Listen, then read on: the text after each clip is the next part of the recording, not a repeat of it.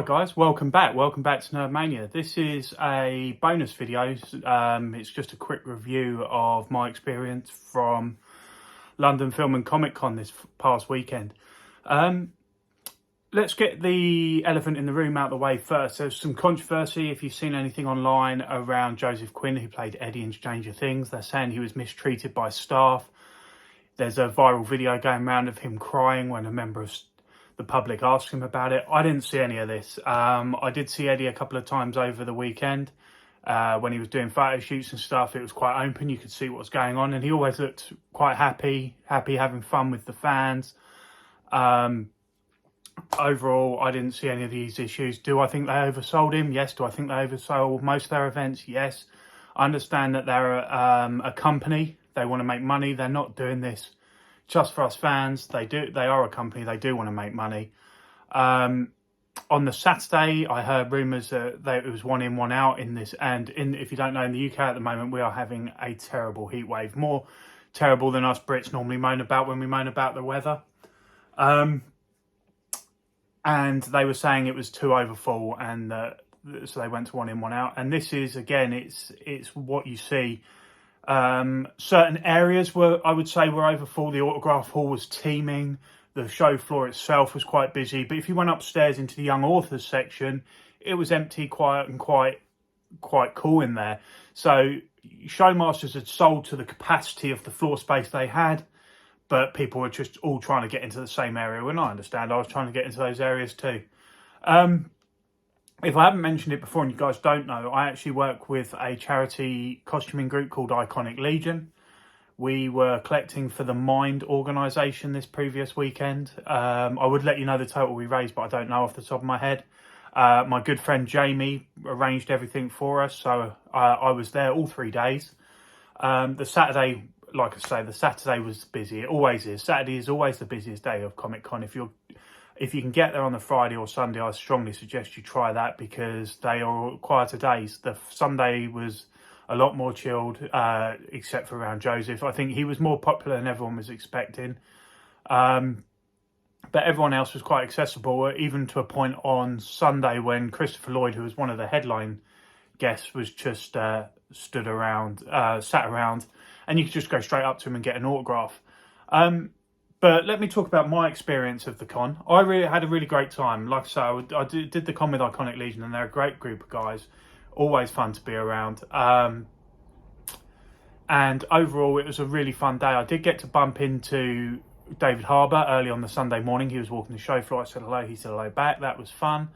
Also, Christopher Lloyd, he was on the show floor on the Friday, and I got to say hello to him. I didn't really go after many autographs this time. I'm normally a bit of an autograph hunter, but I like to go after some of the more unusual ones, and I did pick up, and the only one I did pick up this weekend, let me just show you this. I'm not sure how, because it's in a frame, it might glare with my ring light. This is a print of the Serenity, and as you can see, it's signed in the bottom corner here. This is Lee Stringer. He was the visual effects artist on Serenity. He also did some work on Voyager, I believe, and Enterprise, and Star Wars, The Clone Wars. Really nice guy. He was just sat there, so I went up and I started having a chat, and he had a really interesting story about his work in film. And it made me want to buy a print. I've always been a big fan of Firefly, big fan of Serenity. So yeah, bought that, framed it, gonna go on my wall with my other art prints and stuff. I also got to meet, thanks to a friend of mine. Unfortunately, he misbooked. He didn't realise the timings, and he had booked a photo shoot with Robert Englund, but unfortunately he couldn't be there, so he gifted the photo shoot to me. So I went and had the photo shoot with Robert Englund. I've met Robert Englund before. He's such a nice guy. He's creepy to look at because you associate him with a lot of horror roles, but that one, he's such a nice guy. He really is. Yeah, like I say, overall, the weekend was quite good. Lots of stalls, lots of really good deals on toys. I've gone down a new Blackhole, which I'll share with you in a minute. Yeah, it was a fun weekend. I did pick this up just for a bit of fun. It's the Thinking Cat from Stranger Things, Dustin's hat. picked this up on the first day there. Me and my wife were joking about getting this. We're going to be trying Dungeons and Dragons for the first time with a friend of ours. And yeah, so I thought I'd just get a thinking cap. Stranger Things was so popular this weekend. If I could have had a drink for every time I saw a Hellfire Club t-shirt, I would have been drunk after 5 minutes. It was ridiculous how many Hellfire t-shirts there were. But like I say, it was a fun weekend. I have got some photos of some cosplayers. I'll share those with you in the corners so you can see. And then I'll go down the give you a quick show of what I picked up. Like I said, I went down a new Blackhole, and this is what started it. This is the Bumblebee MPM-12. It's the the Optimus Prime from the Bumblebee movie, and this is my first Transformers Masterpiece figure. I've never had a Transformers Masterpiece. I've got the 330 Bumblebee and Optimus Prime here, but I decided to pick up that. It was a really good deal. It was reduced to £60 on In Demand Toys store, and here he is out of the box, and I was blown away by this. I got home on the Friday, I opened up the box, and I was like, this thing is beautiful for the money. They had it up at 120 half price, marked down to 60. So I thought, I'll give it a go. I love Optimus Prime. I really like the design of him from Bumblebee. This is the Bumblebee Optimus Prime as well. So for £60, I thought I'd give it a go, and he is stunning. But went down a bit of a black hole after them. My friends from Two Worlds Collide were there, and they had some really good deals on some Masterpiece Transformers, and they gave me the MP5 Megatron. Didn't give it to me, I bought it from them, but they gave me a really good deal on it. I'll try and tag their Facebook below. They haven't got a store or an online store yet, but I will try and tag them below. So if they've got some Masterpiece Transformers, they've got a lot of really unusual stuff that's not easy to get hold of always, so worth checking out. I haven't opened this guy yet. I want to do some work on this shelf. I'm going to take out the Saitama and I can't remember this guy's name.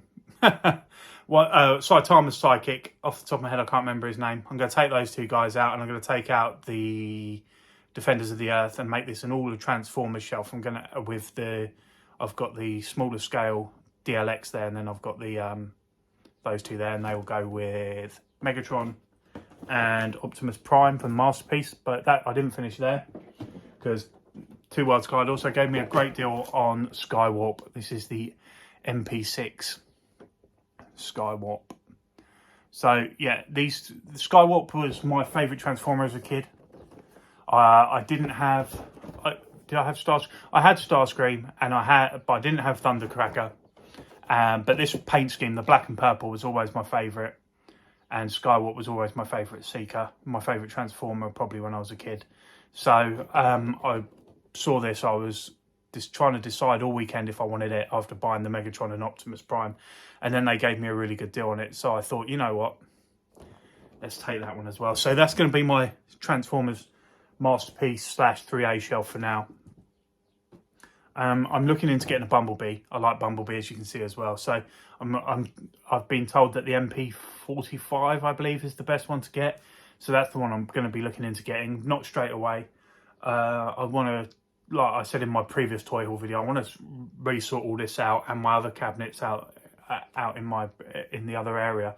And part of that will be boxing some of this stuff up. Like I'm not sure what I'm going to do with this shelf, but I've got the Nightmare Batman Black Suit Superman Hot Toys set coming in at some point. I know it's already released in Hong Kong, so we could be another 3-4 months away in the UK. But I've been paying that off on a payment plan, and that's almost complete now. So that I think I want those on that shelf. This Batman here is a Kotobukiya. That might have to come out because I do have the re-release of the Dark Knight Rises Batman coming in, and he would look better there. Behind him, you can't see it from this angle, is the Hot Toys Bane. But that's a different story. We're here about Comic Con. So yeah, overall, I thought it was okay. It could have been run better. The trouble is, what you've got to remember is all the crew members there are volunteers, and everyone I spoke to over the weekend was fantastic, very helpful. they are there to enjoy themselves as well. They're not getting paid to be there. They could, but sometimes you've got to remember these guys are new to this, so they don't. I bet they don't particularly get a large amount of training, and sometimes it can probably get on top of them. But overall, I thought the event was pretty good. I enjoyed myself. They could have done with more activities. That's something that definitely was missing. Someone pointed that out on one of the groups I'm in on Facebook, and I definitely agree with that. You had a lot of vendors and a lot of autographs, and you didn't really have any activities you could do. Normally at these things, you have studios there giving away freebies and stuff like that. There was none of that really. They had like a Minions type thing there, like a virtual experience. I didn't go in, that didn't interest me, so I didn't go in on that. And then they had an area where you could sit down and watch new film trailers for films, but most of them had already come out. And then they had like a Scalextrics booth where you could do a Scalextrics race for, and they had like a top 5 leaderboard, and I was actually on the top 5 leaderboard. That's my claim to fame for the weekend. For the Friday, I was on the leaderboard. But yeah, they could have really done with some more activities. I feel some more interactive stuff. But overall, if you were going there for autographs, you probably would have had a good time unless you were going after Joseph Quinn or David Harbour.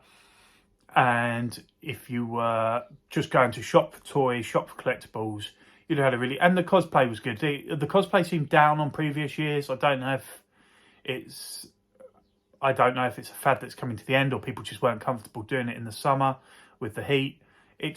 There wasn't as much as there used to be. There was still the high quality, and I'll show that in some of the pictures that I shared. But it just seemed down. Didn't seem to be as many people dressed up as previous years. I hope it's just the heat. I hope it's not something that's coming to an end, cosplay. I don't think it will ever come to an end, but I think it hit a popularity 3-4 years ago, and I'm just hoping it picks up again. But that's it. That's my review of LFCC 2022. Sorry, there's not more footage. I did take my camera. I did take some stuff, and I was going to film. And then on the first day, I realised I'd left my mic at home and my gimbal, and I didn't really want to. We stayed up there, so it wasn't like I was coming back and could grab it. And I tried filming a little bit on the Friday, and then I just thought, man, I'm just going to enjoy my weekend. So I have got some photos and stuff, but that's about it. But there's plenty of videos. I've seen plenty of videos that can show you around the hall. So, but yeah, that's my thoughts. That's my new Blackhole Masterpiece Transformers. Thanks for watching, and I'll see you in the next video. Obviously, if you could like and subscribe, that would be phenomenal. It all helps out. It's my subscribers are growing slowly, and that's a great thanks to anyone who has subscribed. But again, thanks, and I'll see you next time. Bye.